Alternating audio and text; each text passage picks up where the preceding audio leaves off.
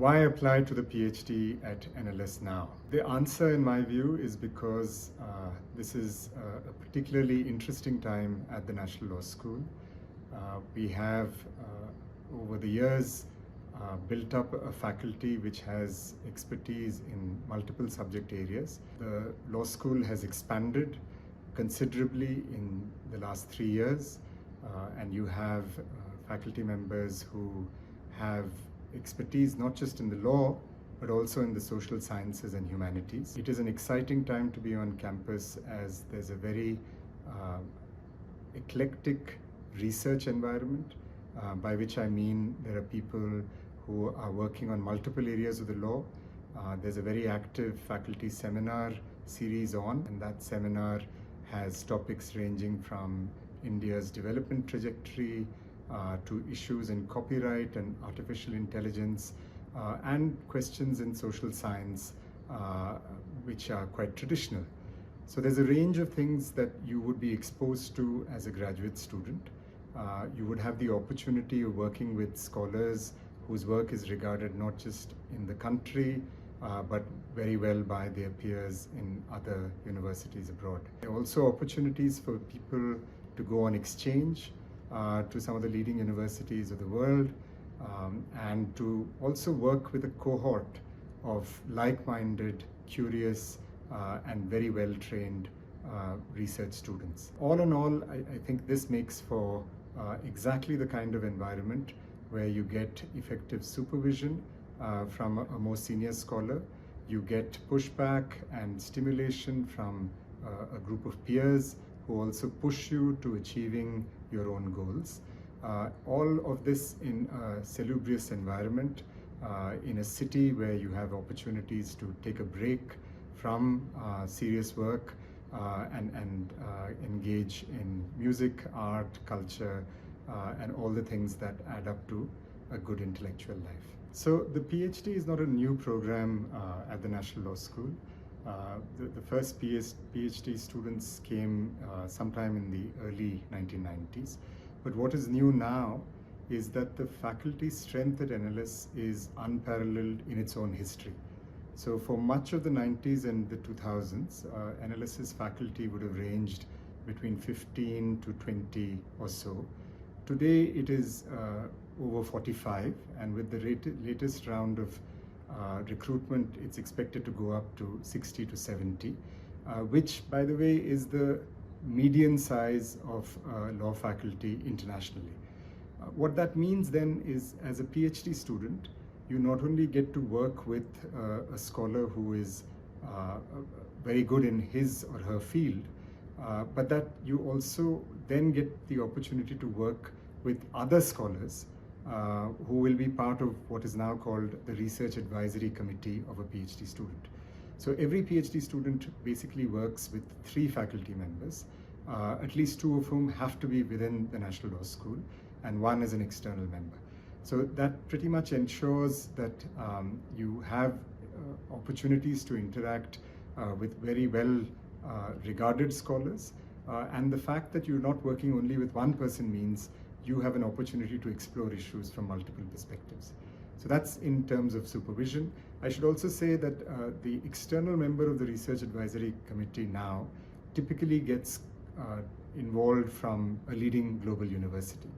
So in recent PhD RACs, we've had scholars from the universities of Oxford, Cambridge, New South Wales in Sydney, and Humboldt University in Germany. Under the new PhD regulations, a PhD scholar has to spend 1 year in residence on the campus, and this is part of an overall minimum period of 3 years. In that 1 year, the PhD candidate is expected to take 3 courses. These are courses on research methodology, which will help the scholar frame her project more accurately in terms of how she's going to gather material, what she's going to focus on. Beyond that, there's the opportunity to take courses offered by their supervisors or members of the RAC. This allows them to engage with their supervisor in different contexts from the one-on-one context that they would in a regular meeting. Additionally, what we are trying to do now is build exchange, which was historically done only for the undergraduate program, but in our more recent exchange programs, we are focusing on Ph.D. exchanges. So there's a Young Scholars workshop, which is going to be held in March 2023 here at the NLS campus, where we will have Ph.D. scholars from 4 Indian universities and from a German university, Humboldt University. What is exciting about this opportunity is people will present very often their very early work, and they'll get feedback both from more experienced scholars, but also from other people who are at the same level or at the same phase of their doctoral journey. Again, the idea is to get multiple perspectives from people sometimes within their fields or people also working in other fields who have something to contribute to particular projects. So we will work on getting these projects and exchanges so that every doctoral student gets the opportunity to also travel and get time away from their home environment to do their writing and to get feedback. We are also thinking of securing grants to enable them to attend conferences and workshops in their field. So the idea there is that a scholar goes to other scholars in her field, and there are usually very large conferences and workshops in particular areas held annually, but typically they require funds for travel and stay, and we are hoping that every PhD student will be able to attend at least one conference in their field in the 3 years that they spend in the program. Our library is going through a redevelopment thanks to a generous grant from the Infosys Foundation. What this is designed to do is create more spaces, and again, the focus of the university is now shifting not just from being a place of undergraduate education, but being a center for research. So the new library complex will have dedicated spaces for research scholars and PhD candidates, and that will allow them both physical space, and the idea is also to enhance the databases that we subscribe to and also connect with other libraries which have the resources that graduate students pursuing PhDs will typically need. Because the National Law School is regarded as one of the leading law schools in this country, getting a PhD from NLS opens up pathways and has historically done so.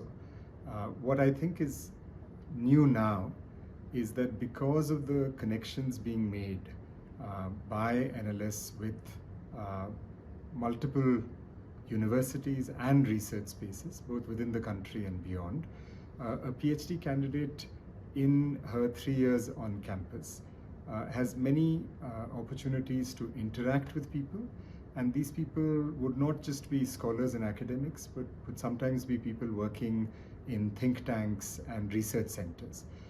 So while a PhD is traditionally seen as a pathway to an academic career, many people with PhDs actually take on other roles. And given the proliferation of think tanks in the country, it's actually becoming a very viable career to think of oneself as doing policy research or kind of work which is very applied but is not located in a university. We think that the NLS PhD in its revamped version is well suited to provide opportunities in that respect. We also hope to attract people who in the past would have gone abroad and sought careers abroad. That is an option which would still be open. The advantage of doing a homegrown PhD is, one, the cost would be significantly less. You would also be able to find a community of people. As someone who did a doctorate focusing on India in a foreign jurisdiction, my struggle was always to find people who would be able to read my work and be able to comment on it. At NLS, that will be a given because there will be people who will be able to talk to you about the basics of your paper and what you're looking at. Thanks to the exchange programs that we have now built, you will, while being a candidate here, have the opportunity of getting some of the leading scholars of the world to weigh in on your topic and share your work with them.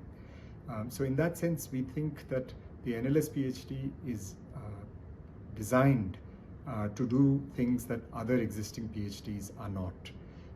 So with that kind of a rich doctoral student experience, people will think of opportunities which perhaps we cannot think of right now. As we develop more specialized PhDs in applied areas like intellectual property, it may well be that someone with a PhD from NLS in intellectual property goes and becomes a practitioner of the law, doing a very niche kind of work, which has a small but significant audience for it. So I would say that this is an exciting time to try out a new program where there's a degree of dynamism, and that is true of any new program in its founding period, where the people who set up the program and the people who come into the program bring a lot of energy, and that typically we know through the history of education is a very interesting time to be a part of the journey of academic institutions.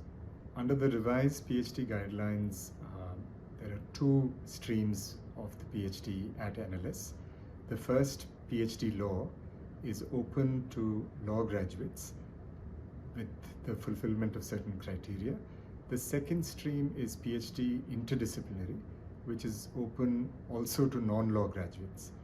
Details of these programs and the entry requirements and qualifications are available on our website.